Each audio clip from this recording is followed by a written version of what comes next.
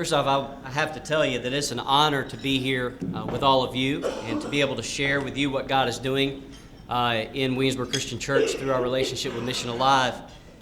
You know, I remember growing up hearing people say that the church has a mission, but what I've come to understand and to believe is a better way of communicating mission is that the church doesn't have a mission as much as God's mission has a church.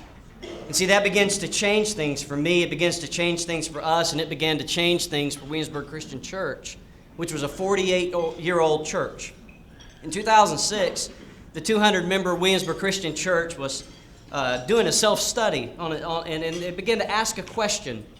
If our church were to disappear, would the city notice we were even gone? And they wrestled with this question for about a good year and finally came to the humbling answer of no. No, if our church disappeared, the city wouldn't notice our absence. And so they began to respond by embracing a ton of outreach programs and began to burn out members and began to frustrate both leadership and staff and inevitably became a smaller church. As an 8-year member once sent me an email just a couple of weeks ago and said, we knew we needed to shift our focus from internal to external, but we were stuck in a rut of unknowing. And we didn't know where to go from here. We tried to go through the motions with a lack of heart behind the effort. And I have to tell you that piece of the story because that set the stage for missional renewal at Williamsburg Christian Church. I was invited to serve as lead minister in July of 2010, and I would officially begin in October of 2010. And so now this 160-member church was tired and weary, lacking direction and a clear sense of purpose. But they were ready for something more when it came to church. And I knew that I would need to partner with people in my life, people like Galen Van Reenen, to walk through this new season of ministry. And walk alongside him and then walk alongside me. And even to this day, now our church is partnered with Mission Alive going through the ReVision process. I knew upon arrival my first task would be about listening. I needed to listen, which is arguably the most important ingredient in mission renewal. So I began forming questions and sending them to elders and sending them to the staff and long-standing members of the church and some of the key opinion makers. And we would communicate through phone calls and emails. And I just wanted to listen as to how God was moving and how God was moving in their life and what was missing. So I began to prayerfully listen and carefully observe and reflect. And I would eventually connect. I knew that I would connect to what God was really up to in their lives and in the life of this church and in the life of this city. See, the intention for my listening was to understand the missional impulse that was beating within the church. When I say missional impulse, I mean simply the outworking of God's mission practically in this church. Something is often overlooked there, and the missional impulse is often overlooked. And sometimes it's responded to in the way this church responded. They feel something different and something needs to be changed, and so they embrace a lot of outreach programs, and it inevitably results in burnout. Some churches, when they feel this missional impulse, decide to make big systemic changes, and they hire or fire staff or make big changes in worship. And as a friend of mine is fond of saying, you can put a lipstick on a pig, but it's still a pig. And I knew that there had to be more than that. And I discovered that at Williamsburg Christian Church, there was this outward orientation, but yet still this inward posture that was just resulting in overworked people and a programmatic focus, and a sense of spiritual burnout and missional stalemate was taking place. The church was shrinking in every way.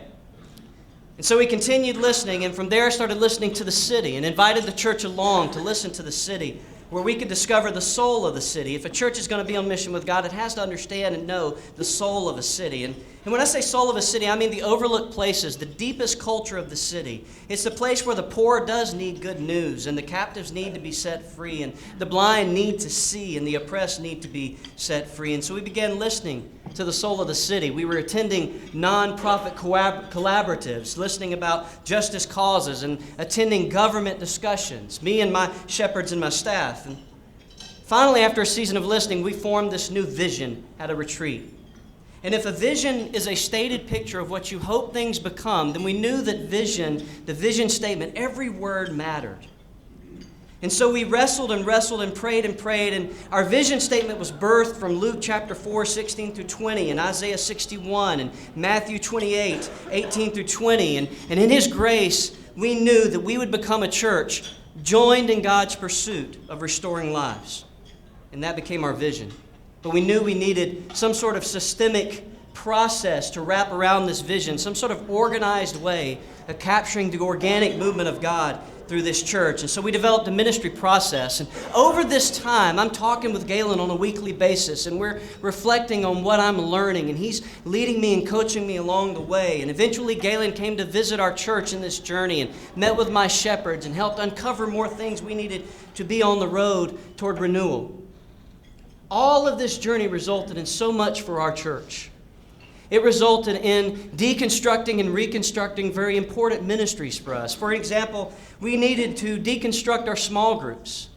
And so instead of meeting 4 times a month for prayer and Bible study and just for ourselves, we decided, well, maybe what if our small groups met for prayer and Bible study, but they took 1 time a month? Instead of being together, they decided to be in the neighborhood on mission with God somewhere.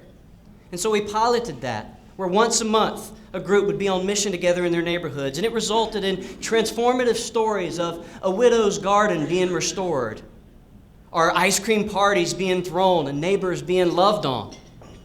And all of a sudden it began to catch wind in our church in a very natural way.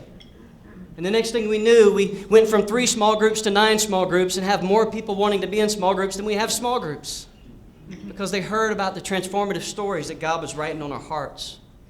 And this led us deeper and deeper into mission and into the soul of the city. It resulted in a lot of funeral services for some old ministries that didn't align with our vision, and birthdays for some new ones. New ones like a homeless ministry, where we began to walk with homeless people from homelessness to self-sufficiency. And along that journey, they came to know Jesus. And now they join us in life. And that resulted in us turning our church building into a winter sheltering program, which resulted in us having more homeless people coming to our church gatherings, which resulted in us forming a ministry that now is being watched by 18 other churches and city leaders as we walk with people from homelessness to self-sufficiency and demonstrate the gospel of Christ. And now everybody wants to get in on that. And the funny thing about that for me is God has always been doing that sort of thing. We just got in on what He was already doing. And now others wanted to follow along the way. And what we discovered is that we were being renewed. And we went from this 160-person church to 260 people in just 2 years. We went from having 25 kids every week to over 75 kids every week. We went from 3 groups to 9 small groups. We even almost meet our budget. And even though these metrics are good, the most important change is happening. A change of maturity, of disciples learning how to make disciples and learning how to live on mission with God in everyday ways as everyday people living in everyday places and not just in an event we call a church service.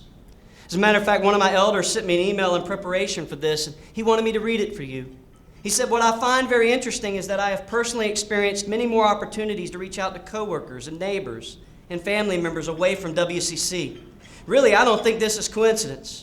And those opportunities may have been there all along. But over the course of 2 years, I think God has turned my heart more toward others and caused me to seek these opportunities out more than in the past. I believe others at WCC are experiencing the same renewal." Another member sent me an email, and she's been there for about 20 years. She said, "I'm really excited about how the Spirit is moving through our church in the past year. There are noticeable God-driven changes in all of us, individually and as a church family. We are able to let our guards down and share our broken hearts with each other. Our church allows an environment for brokenness, whatever it may be, and we gather and pray together, and we love each other in a more unconditional way as God would have wanted. You'll see a confession-type culture," she says, "that is established over the past year that enables our people to be real and confess their sins and apologize for them and know that God will forgive and heal us. And we are being moved as a people by God to take this kind of love that we are still learning and share it in our neighborhoods and in our city. People are getting active and eager to be the disciples that we are called to be." See, what I have learned in our relationship with Mission Alive and experiencing mission renewal is that a church does not experience missional renewal merely because it embraces certain outreach programs, even justice programs. No, a church experiences missional renewal when she learns how to align herself with God's mission in such a way that each member begins to live on mission with God in everyday ways as everyday people in everyday places. See, ultimately what happens is that a new church, emerges from God's mission rather than God's mission emerging from a church. And that has this beautiful way of changing everything. and it's changed us. And it has been a partnership with Mission Alive and the ReVision process that we have been in that has assisted us along this journey. And we're committed to the next 2 years with Mission Alive and the ReVision process to continue to go deeper as a church with our shepherds and with our Life Connections group leaders and our other ministry leaders. And I just want to thank all of you sincerely from Williamsburg, Virginia, for being a part of what God is doing in Williamsburg, Virginia because of your support for Mission Alive. Thank you.